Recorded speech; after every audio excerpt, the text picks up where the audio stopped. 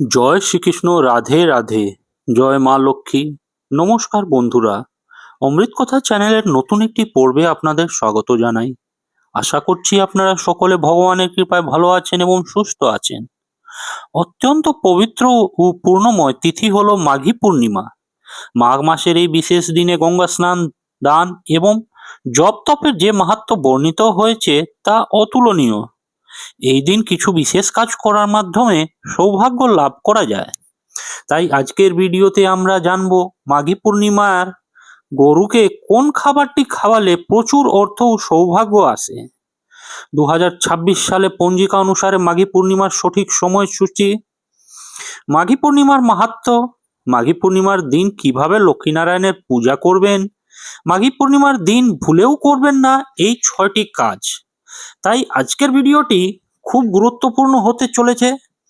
মূল পর্বে যাওয়ার আগে আমার সকল দর্শক বন্ধুদের কাছে একটা অনুরোধ থাকবে, দয়া করে ভিডিওটি সম্পূর্ণ মনোযোগ সহকারে দেখবেন।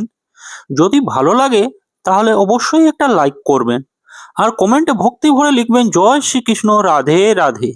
আমাদের চ্যানেলটিকে সাবস্ক্রাইব করে পাশে থাকা বেল বাটনটি অন করে রাখবেন। তো চলুন শুরু করা যাক আজকের আলোচনা। মাঘী পূর্ণিমার আধ্যাত্মিক মাহাত্ম্য ও গূঢ় অর্থ।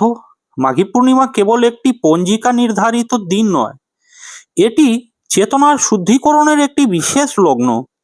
হিন্দু শাস্ত্র অনুযায়ী মাঘ মাসের পূর্ণিমা তিথিতে চন্দ্র তার 16 কলায় পূর্ণ থাকে এবং পৃথিবীর উপর এর প্রভাব থাকে সবচেয়ে বেশি।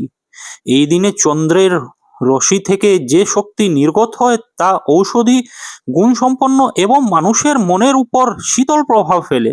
পৌরাণিক কাহিনী অনুসারে মাঘ মাসে সমস্ত দেবদেবী মর্ত্যলোকে বিচরণ করেন। বিশেষ করে মাঘী পূর্ণিমার দিনে স্বয়ং ভগবান বিষ্ণু ক্ষীরোদ সাগর থেকে উঠে এসে প্রয়াগের ত্রিবেণী সঙ্গমে অবস্থান করেন।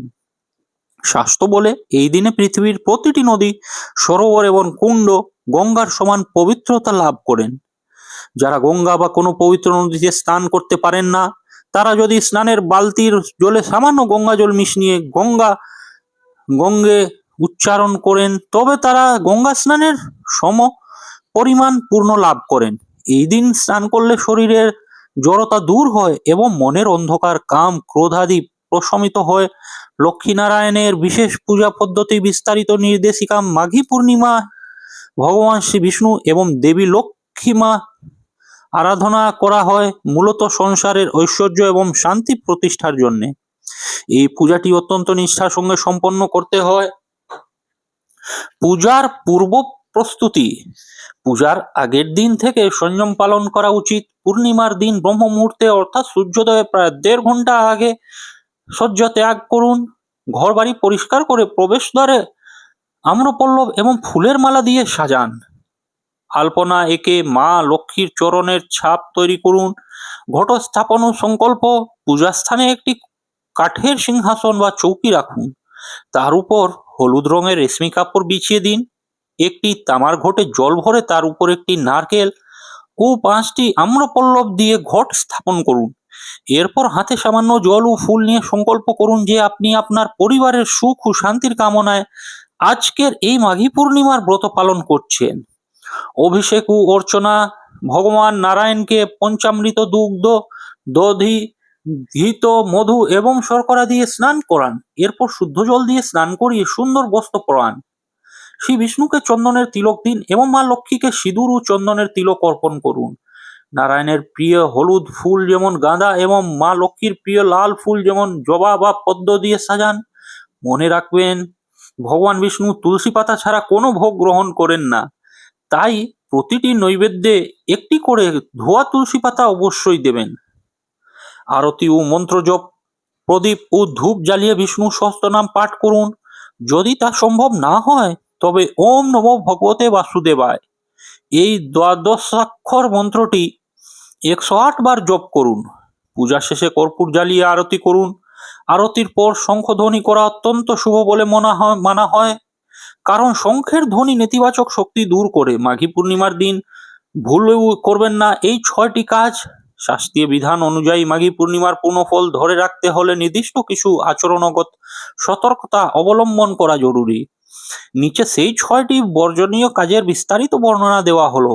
1. আমিষ আহার ও রাজসিক খাবার গ্রহণ। পূর্ণিমার দিন শরীর ও মনের পবিত্রতা রক্ষা করা প্রধান লক্ষ্য। এই দিনে মাছ, মাংস, ডিম বা অতিরিক্ত মশলাযুক্ত রাজসিক খাবার গ্রহণ করলে মনে অস্থিরতার সৃষ্টি হয়। পেঁয়াজ ও রসুনকে তামসিক খাবার বলা হয়, যা কাম ও ক্রোধ বৃদ্ধি করে। তাই এই দিনে সম্পূর্ণ নিরামিষ এবং সাত্ত্বিক আহার গ্রহণ করা উচিত। 2. কলহ ও কটু বাক্য প্রয়োগ। বাড়ির পরিবেশ এই দিনে মন্দিরের মতো পবিত্র রাখা উচিত। পরিবারের সদস্যদের মধ্যে বিবাদ, চিৎকার বা কাউকে মানসিকভাবে আঘাত দেওয়া উচিত নয়। কথিত আছে পূর্ণিমার দিনে যে বাড়িতে ঝগড়া হয় সেখান থেকে লক্ষ্মী দেবী বিদায় নেন। বড়দের প্রতি অশ্রদ্ধা দেখানো বা শিশুদের গালাজি থেকে বিরত থাকুন। 3. প্রাণী বা জীব হিংসা। সমস্ত জীবের মধ্যে ঈশ্বরের বাস, এই ভাবনার প্রতিফলন মাঘ পূর্ণিমায় বিশেষভাবে দেখা যায়। এই দিনে কোনো প্রাণীকে আঘাত করা বা কীটপতঙ্গ মারলে নরক যন্ত্রণা ভোগ করতে হয় বলে পুরাণে উল্লেখ আছে। বরং এই দিনে পশু পাখিদের খাদ্য প্রদান করা অত্যন্ত পুণ্যের কাজ। 4.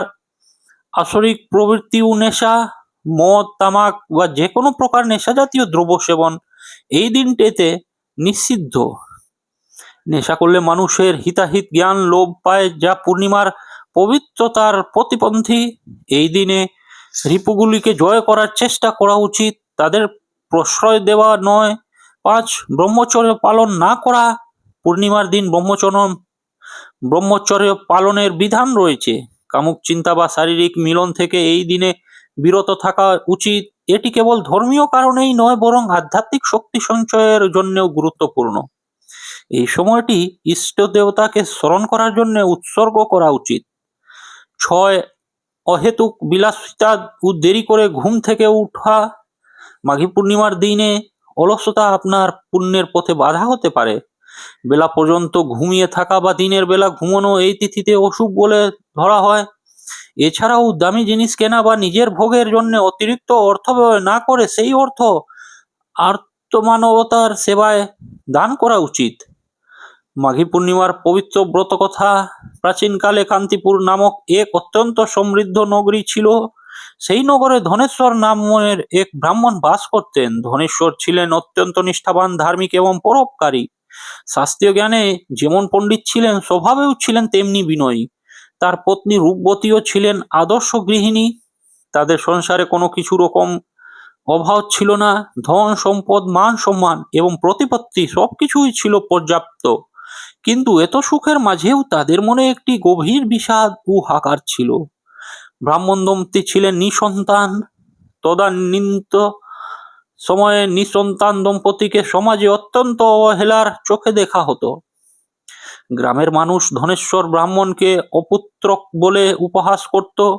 এমনকি অনেকে সকালে তার মুখ দেখা অমঙ্গলজনক বলে মনে করত। প্রতিবেশীদের এই অবজ্ঞা ও গঞ্জনা ব্রাহ্মণ দম্পতিকে মানসিকভাবে বিধ্বস্ত করে তুলেছিল। একদিন এই দুঃখে কাতর হয়ে ধনেশ্বর ব্রাহ্মণ গৃহত্যাগ করে বনে চলে যাওয়ার সিদ্ধান্ত নিলেন। তিনি মনে মনে ভাবলেন, যে জীবনে কোনো উত্তরাধিকার নেই সেই জীবনের কোনো সার্থকতা নেই। বনে গিয়ে কঠোর অনুশোচনা করার সময় একদিন তার সাক্ষাৎ হয়ে এক সিদ্ধ মহাত্মার সাথে। সেই মহাত্মা ব্রাহ্মণের করুণ মুখ ছবি দেখে তার দুঃখের কারণ জিজ্ঞাসা করলেন। ধনেশ্বর মহাত্মার চরণে লুকিয়ে পড়ে নিজের সন্তানহীনতার কথা জানালেন এবং এর থেকে মুক্তির উপায় প্রার্থনা করলেন। সেই মহাত্মা দিব্য চক্ষু দিয়ে ধনেশ্বরের পূর্বজন্মের কর্মফল বিচার করে দেখলেন। তিনি জানালেন যে পূর্বজন্মের এক অভিশাপের কারণে ধনেশ্বরের এই জন্মে সন্তান সুখ থেকে বঞ্চিত। তবে ঈশ্বর চাইলে সবই সম্ভব। মহাত্মা ধনেশ্বরকে পরামর্শ দিয়ে বললেন, হে বিপ্র, তুমি মাঘ মাসের পূর্ণিমা তিথিতে অত্যন্ত নিষ্ঠার সাথে ব্রত পালন করো। মাঘী পূর্ণিমা হলো সমস্ত পাপ মোচনের শ্রেষ্ঠ সময়। এই দিনে ভগবান বিষ্ণু ও দেবী লক্ষ্মীর আরাধনা করলে এবং পবিত্র নদীতে স্নান করে দরিদ্রদের সেবা করলে অসম্ভবকেও সম্ভব করা যায়। মহাত্মার কথা শুনে ধনেশ্বর মনে আশার আলো জাগলো। তিনি নগরে ফিরে এসে তার পত্নী রূপবতীকে সব কথা জানালেন। মাঘ মাস আসার পর শুক্লপক্ষের পূর্ণিমা তিথিতে ধনেশ্বর ও রূপবতী সূর্যোদয়ের আগে শয্যা ত্যাগ করলেন। তারা পবিত্র নদীতে স্নান সেরে শুদ্ধ বস্ত্র পূজায় বসলেন। সারাদিন উপবাস থেকে তারা শ্রীহরির নাম জপ করলেন। গুড়, তিল এবং ঘি দিয়ে দরিদ্রদের অন্নদান করলেন।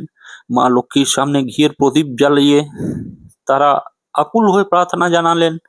তাদের এই গভীর ভক্তি এবং নিষ্ঠায় বৈকুণ্ঠপতি শ্রী বিষ্ণু অত্যন্ত সন্তুষ্ট হলেন।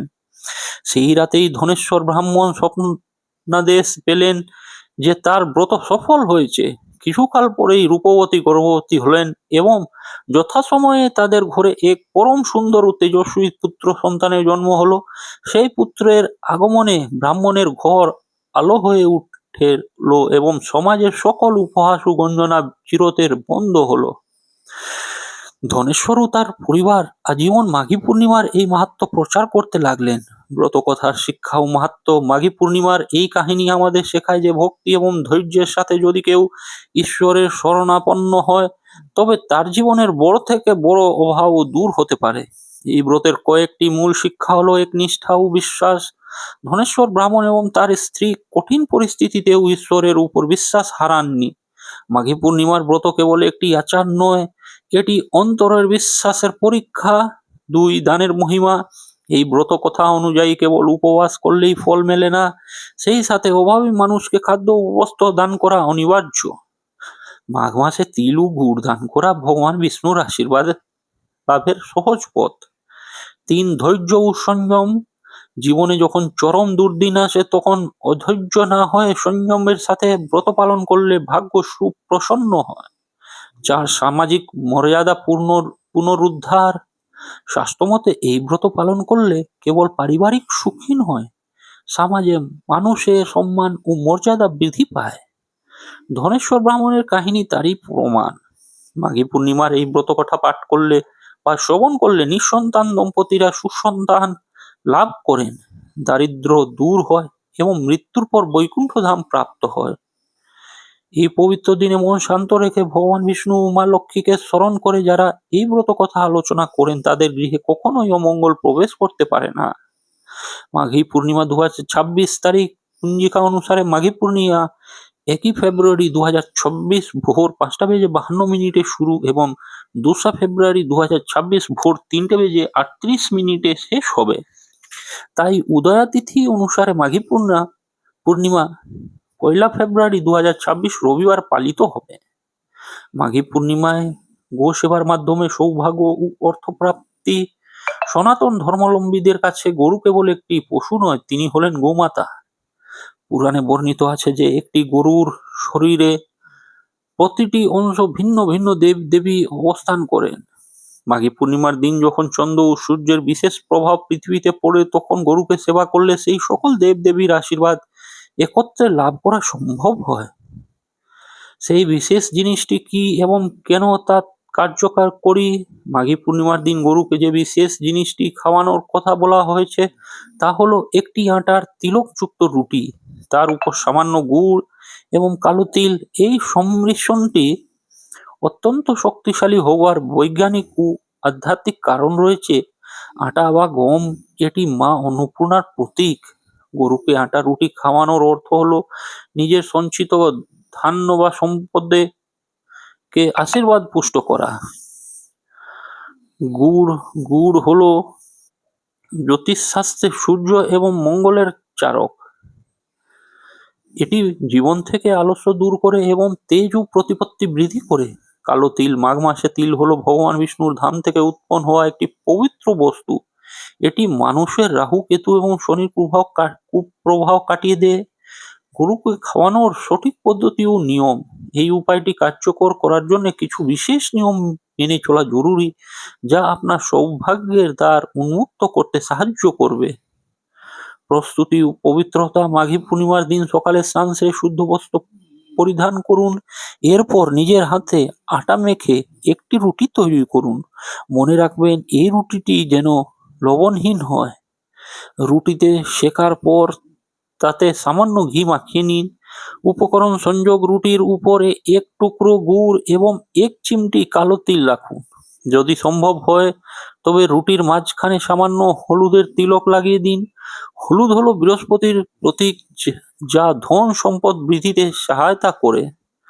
নিবেদন করার সময় ও মানসিকতা: এই কাজটি করার সবচেয়ে উপযুক্ত সময় হলো সকালবেলা অর্থাৎ গোধূলি বেলা, অর্থাৎ সন্ধ্যার ঠিক আগে গরুর কাছে গিয়ে কোনো কথা না বলে মনে মনে নিজের মনোকামনা জানান।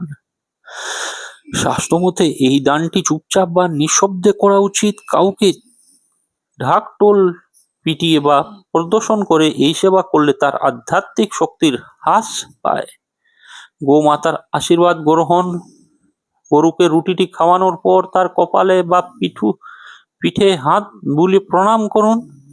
গরুর নিঃশ্বাসের বাতাস শরীরে লাগা অত্যন্ত শুভ বলে মনে করা হয়। এতে শরীরের নেতিবাচক শক্তি দূর হয় এবং ইতিবাচক শক্তির সঞ্চার ঘটে। এই উপায়ের বিশেষ ফলাফল ও গুরুত্ব: মাঘী পূর্ণিমায় গরুকে এই বিশেষ খাদ্য অর্পণ করলে কি কি সুফল পাওয়া যায় তার নিচে বিস্তারিত আলোচনা করা হলো। এক, দীর্ঘস্থায়ী অর্থনৈতিক সমৃদ্ধি: যারা দীর্ঘদিন ধরে ঋণের দায়ে জর্জরিত বা ব্যবসায়িক ক্ষতির সম্মুখীন হচ্ছেন তাদের জন্য এই উপায়টি মহা ঔষধের মতো কাজ করবে। বিশ্বাস করা হয় যে গৌমাতা তৃপ্ত হলে কুবের দেব এবং মা লক্ষ্মীর কৃপা সেই ব্যক্তির উপর বর্ষিত হয়। 2, গ্রহদোষ খণ্ডন: মানুষের কুষ্টিতে যদি রবি অর্থাৎ সূর্য, মঙ্গল বা শনি গ্রহ দুর্বল থাকে তবে জীবনে বারবার বাধা আসে। গুড় এবং তিল মিশ্রিত এই খাবার গরুকে খাওয়ালে গ্রহের অশুভ দশা কেটে যায় এবং ভাগ্যের চাকা ঘুরতে শুরু করে। 3, বংশ রক্ষা ও পারিবারিক সুখ: বলা হয় গরুর খুরে সমস্ত তীর্থস্থান থাকে। মাঘী পূর্ণিমার দিন গোসেবা করলে পরিবারের পূর্বপুরুষেরা বা পিতৃপুরুষেরা তৃপ্ত হন। এর ফলে পরিবারের অশান্তি দূর হয় এবং সন্তান সুখে সংসার ভরে ওঠে। 4, মানসিক শান্তি ও শুদ্ধিকরণ: মাঘী পূর্ণিমার 4 মনের উপর গভীর প্রভাব ফেলে। গরুর সান্নিধ্য এবং এই নিঃস্বার্থ দান মানুষের মনের দুশ্চিন্তা ও অবসাদ দূর করে এক স্বর্গীয় শান্তি প্রদান করে। মনে রাখার মতো বিশেষ সতর্কতা: এই বিশেষ উপায়টি করার সময় কয়েকটি বিষয় খেয়াল রাখা প্রয়োজন। গরুকে কখনোই বা হাত দিয়ে খাবার দেবেন না। সব সময় ডান হাত বার করুন। গরুকে খাবার দেওয়ার সময় যেন আপনার মনে কোনো অহংকার বা তাচ্ছিল্য না থাকে। যদি সম্ভব হয় তবে দেশি গরুকে এই খাবারটি অর্পণ করুন, কারণ শাস্ত্রে দেশি গরুর মাহাত্ম্য সবচেয়ে বেশি। এই দিনে ভুলেও গরুকে প্রহার করবেন না বা লাঠি দিয়ে তাড়িয়ে দেবেন না। মাঘী পূর্ণিমার এই মহেন্দ্রক্ষণে গোমাতার মাধ্যমে আপনার জীবনের সমস্ত অর্থাভাব ও দুর্ভাগ্য দূর হোক, এটাই প্রার্থনা। দান ও সেবার মহিমা: মাঘী পূর্ণিমায় দানের গুরুত্ব অপরিসীম। শাস্ত্রে একে গুপ্তদান বা মহাদান বলা হয়েছে। এই তিথিতে তিল দান করা সবচেয়ে শ্রেষ্ঠ। বিশেষ করা হয় যে তিল দান করলে মানুষের মনের কালিমা দূর হয়। এছাড়া শীতের প্রকোপ থাকে বলে এই সময় কম্বল, পাদুকা এবং গরম কাপড় দান করা খুব শুভ।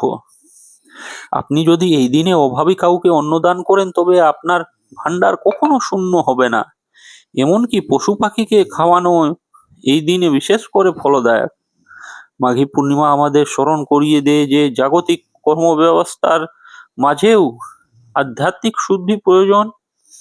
স্নান, দান এবং পূজার মাধ্যমে আমরা কেবল আমাদের ভাগ্য পরিবর্তন করি না, বরং আমাদের চরিত্রকে উন্নত করি। এই পূর্ণিমার আলো আপনার অন্তরের অন্ধকার দূর করে শান্তি ও সমৃদ্ধি বয়ে আনুক, এটাই প্রার্থনা। প্রিয় বন্ধুরা, ভিডিওটি দেখে যদি ভালো লেগে থাকে এবং উপকৃত হয়ে থাকেন তাহলে অবশ্যই একটি লাইক করবেন। এতে আমরা নতুন ভিডিও বানানোর জন্য অনুপ্রেরণা পাই। আর কমেন্টে শ্রদ্ধা ও ভক্তি ভরে একবার অবশ্যই লিখবেন জয় শ্রীকৃষ্ণ, রাধে রাধে। এইরকম তথ্যমূলক ভিডিও নিয়মিত পেতে আমাদের চ্যানেলটিকে সাবস্ক্রাইব করে পাশে থাকা বেল বাটনটি অন করে রাখবেন, যাতে এইরকম তথ্যমূলক গুরুত্বপূর্ণ ভিডিও আপনারা নিয়মিত দেখতে পারেন। সকলে ভালো থাকবেন, সুস্থ থাকবেন। আপনার উপর ঈশ্বরের কৃপা সদা বর্ষিত হোক। জয় শ্রীকৃষ্ণ, রাধে রাধে।